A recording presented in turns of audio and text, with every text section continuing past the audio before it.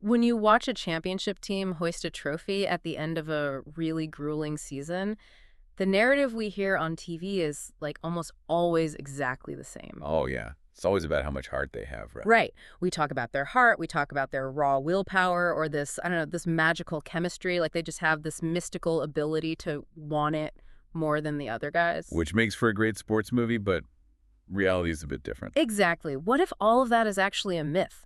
What if the secret to that level of absolute unity has almost nothing to do with spontaneous willpower and literally everything to do with a meticulously tested blueprint?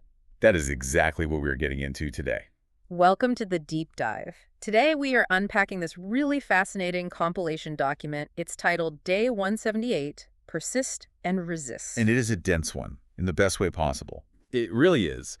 Our mission for you today is to decode this chain of human behavior. Like, how do we actually become the kind of people who can put the group ahead of our own personal glory? And it covers everything from sports coaching to ancient stoicism, modern strategy, and even 16th century poetry. Yeah, we are really jumping across time and disciplines to piece this framework together. We are. So, okay, let's unpack this, because being a good teammate, the kind of person who really puts the group first, isn't just about willpower. It actually requires a tested blueprint. Right. And to understand that blueprint, we begin right at the starting line. We have to look at what actual unity requires. And the sources start with a pretty legendary figure for that. Yes, the legendary football coach, Bear Bryant. He basically defined a winning team as one with absolute unity, meaning every single player sets aside their own desire for personal glory. Which is incredibly hard to actually do in practice. It is, because you don't get there just by, giving a fiery speech at halftime. You have to start with strategy. Right, but strategy is one of those loaded words.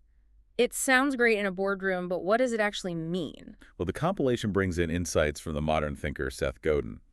And Godin points out that when we try to formulate a strategy, we usually fall into one of two traps. Oh, the traps are so relatable. They really are. The first trap is using the strategy discussion to just talk yourself out of acting entirely. Yeah, I've definitely been in meetings like that. Right. You sit around a table, you map out all the moving parts, and suddenly the blueprint seems incredibly complicated. The odds just look too long. So you basically decide it's easier and safer to just do nothing. You convince yourself you're being responsible and strategic, but you're actually just hiding. Exactly. It's paralysis by analysis. But then Godin says the opposite trap is just as bad. The blind optimism trap. Yes, acting with blind optimism and absolutely zero strategy, which massively increases the odds of an expensive failure. I mean, reading that, it immediately made me think of flat pack furniture. Oh, how so? It's like trying to build a massive, complex piece of flat pack furniture without looking at the manual. You start out really fast, you're super optimistic, you're like screwing pieces together at lightning speed. And you feel like a genius for about an hour. Exactly. But then 3 hours later, you realize the entire frame is completely upside down and you have to take the whole thing apart. It is this expensive, painful failure because you confused just moving fast with actually having a direction. That is a perfect analogy. And what's fascinating here is how Godin's solution to these traps connects directly back to Bear Bryant's concept of sports unity. The idea that you have to verbalize and test the strategy first. Exactly.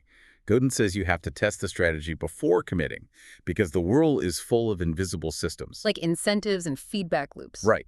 And those systems will either carry your plan forward or they will aggressively fight it. Huh. So if a team has actually talked through its blueprint, they can put ego aside because everyone already knows exactly what they agreed to do and why. That makes so much sense. If the plan is stress tested, there is no ambiguity for someone's ego to hide in. Precisely. You don't have players going rogue for personal glory because the blueprint is clear. Strategy has to come before motion. But, okay, having a blueprint is just the architecture, right? It doesn't actually build the house. Right, you still have to execute the plan. And execution requires discipline. But early enthusiasm often masks some pretty deep flaws in our discipline. Which brings us to the 6-week trap. Yes. The sources make this wild connection between ancient philosophy and modern physical training.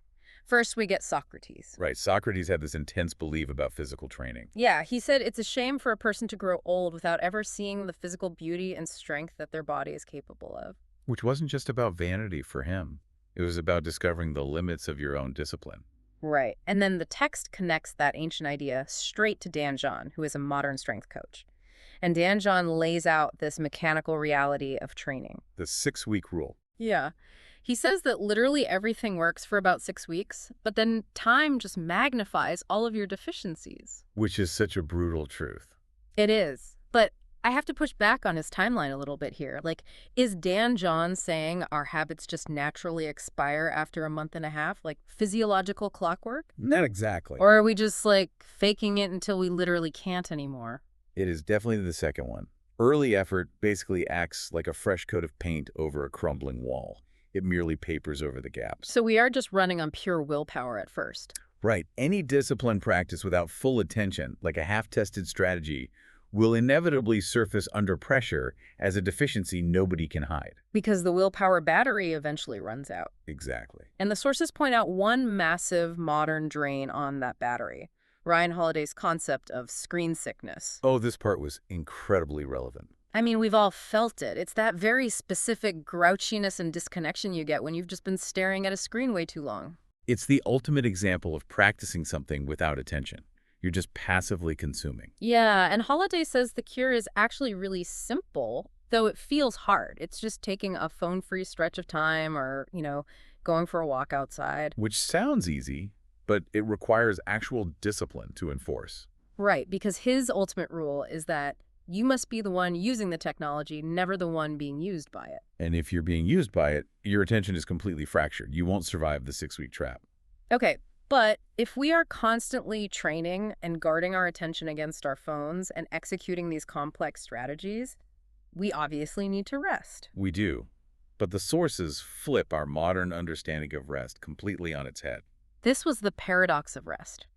There is this short parable from Anthony DeMello included in the document.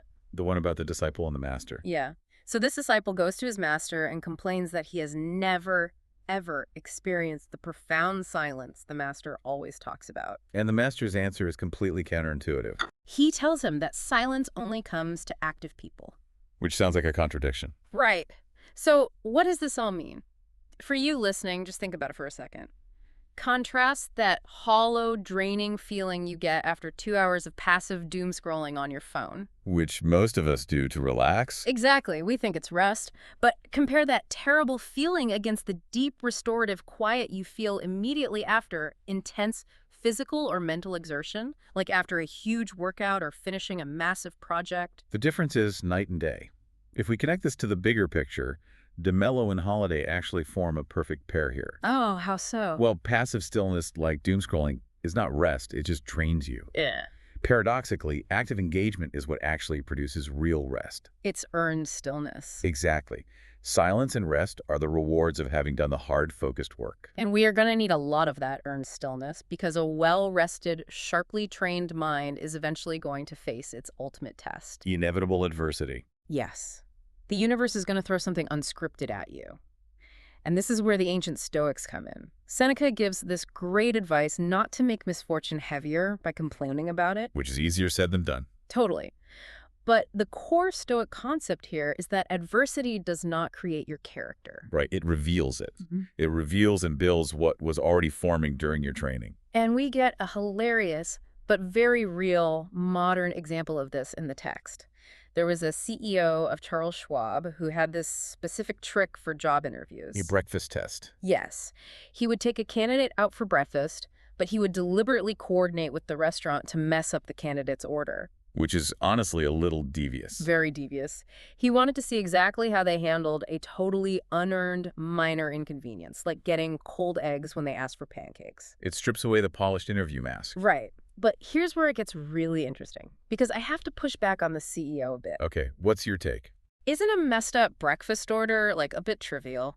Does getting a cold egg really reveal a person's core character more than, say, a rigorous 3-hour technical interview? I would argue that yes, it absolutely does. Really? Yeah, because it is the Stoic reality of the test. Think back to Dan John's point that under pressure, deficiencies can't be hidden. Right, the 6-week rule. Exactly. Anyone can rehearse answers for a technical interview.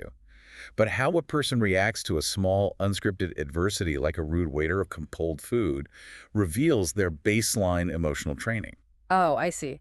If they immediately lose their temper over eggs, they probably don't have the emotional regulation to handle a real crisis. Exactly. It reveals the true state of their internal blueprint. That makes a lot of sense. And the document gives us some massive historical examples of passing this test. Like Zeno, the founder of Stoicism. Oh, his story is incredible. He was a wealthy merchant, and he literally lost his entire fortune in a shipwreck. Everything he owned sank. But because that forced him to Athens, where he discovered philosophy, he later said, "I made a great fortune when I suffered a shipwreck." Talk about reframing adversity. Right? And we see it in modern sports, too. The document mentions Sean Payton inheriting a losing Broncos team. And instead of despairing or complaining about the mess, he just looked for what was already working so he could build on it. Which perfectly embodies the philosopher Epictetus's two-word summary of all of this. Persist and resist. Right. But honestly, persisting and resisting forever sounds completely exhausting. It does. Which is why Marcus Aurelius offers a really practical piece of advice. He says to avoid grim endurance by just managing your composure for a single afternoon. Just win the afternoon. Don't worry about being perfectly stoic for the rest of your life. Exactly. Break it down into manageable pieces. But, Aurelius tells us to endure for an afternoon, but the sources also remind us that we only have so many afternoons left. The ticking clock. Yeah. Adversity introduces us to the ultimate pressure, which is our own mortality. We shift here into a 16th century poem by Robert Southwell, which deals heavily with the concept of memento mori, remembering that you will die. And Southwell was intense about it. He stared at reminders of death all day. A hearse image, his chair, his knife, basically recognizing that his stuff would outlast him. Right, he surrounded himself with the aesthetic of mortality. But then he writes this incredibly tragic, honest line. He confesses, "Yet my life amend, not I." He knows he's going to die, but he still doesn't change his behavior. It's such a tragic honesty. It perfectly highlights the difference between merely intellectualizing a concept, like putting a skull on your desk to look deep, and actually letting it change your daily habits. This raises an important question, though, because knowing you will die doesn't automatically mean you live differently. Obviously, based on Southwell. Right. So Marcus Aurelius gives us a much more urgent instruction. He says, you could leave life right now. Let that determine what you do and say and think. So it's not just a fleeting, moody meditation. No, it is a strict, urgent instruction meant to change your behavior today. Right now, while there is still time. While you still have an afternoon left. Exactly. Which really brings this whole deep dive full circle, because we have to ask why. Why do we need the strategy, the 6-week discipline, the breakfast tests, and the intense mortality checks? Right. What is the actual point of all this training? And the incredible answer the sources point to is that none of it was ever about the individual. None of it is about you.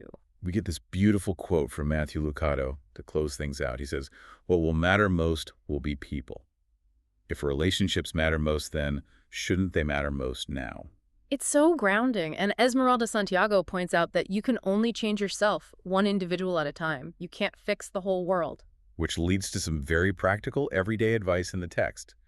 Things like avoiding gossip and speaking well of people, even when they aren't in the room. Which builds unity. Exactly. Strategy, discipline, stillness, and resilience.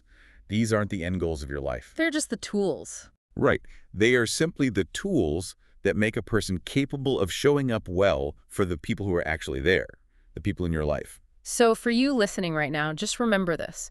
Whether you are catching up on a new field, or prepping for meetings, or just trying to gain knowledge in a noisy world, it isn't just about avoiding information overload. And it isn't just about personal success. It's about capacity. Exactly. It's about building the capacity to actually be of use to your community and your team. It's about becoming the person who doesn't panic when the plan goes wrong, because you already stress tested the blueprint. Right. So we want to leave you with a final thought to mull over today. Something to take with you into your single afternoon. Yes. If true unity requires putting the group first, how do we redesign our personal ambitions today so that achieving them automatically elevates the people around us rather than just ourselves? That is the ultimate strategy. It really is. Thank you so much for joining us for this one. We'll see you on the next deep dive.